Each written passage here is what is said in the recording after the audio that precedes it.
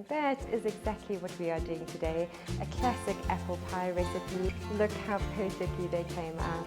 My name is Taryn and I'm a professional baker from South Africa.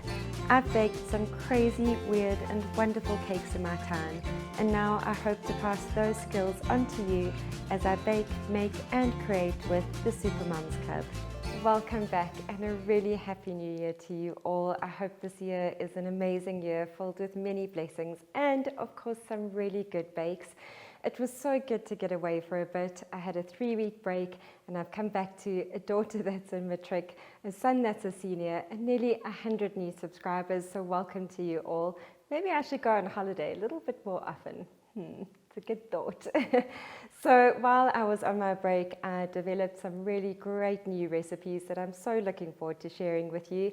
And this year I hope to do some really in-depth cake baking tutorials to kind of really push your limits and stretch you out a bit. And then in between we are going to be doing some classics. And that is exactly what we are doing today, a classic apple pie recipe.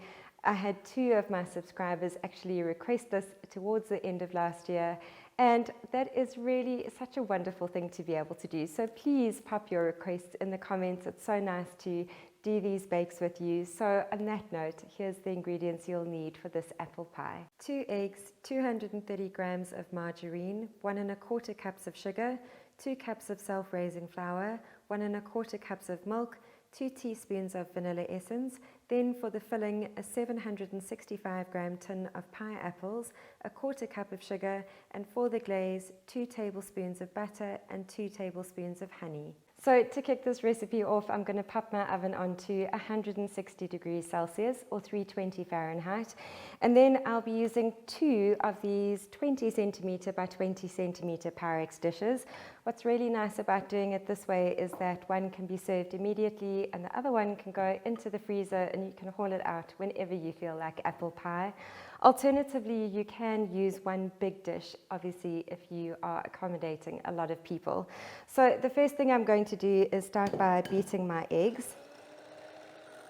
Once your eggs are nice and fluffy, you can set them aside, and then in a separate mixing bowl, you can add your butter and sugar and beat them until they're nicely creamed. Then slowly pour in your beaten eggs and continue beating until they're incorporated.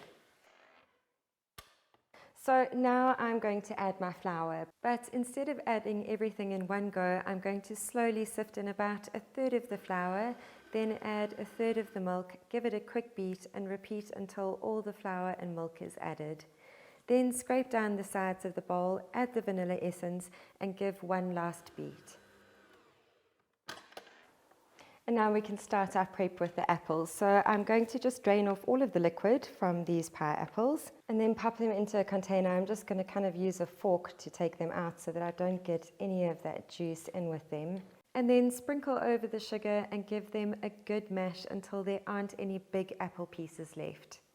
You may notice after mashing that there's a little bit of juice that's on top, so you can go ahead and spoon that out too. And now we can start our assembly. First, grease your Pyrex dishes with some butter, then weigh out about 285 grams of the mixture for each dish, spreading it evenly on the bottom and pulling it up on the sides. Then you can touch up the bottom again to make sure it's even.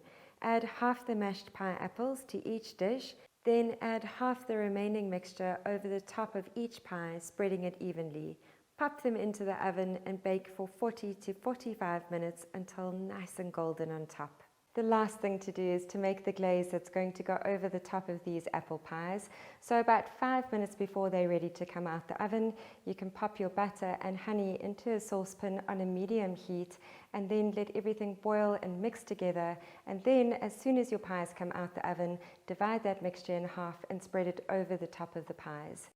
Look how perfectly they came out, a true classic. So now what I'm going to do is pop one of them into my freezer and the other one I'm going to serve warm with some whipped cream.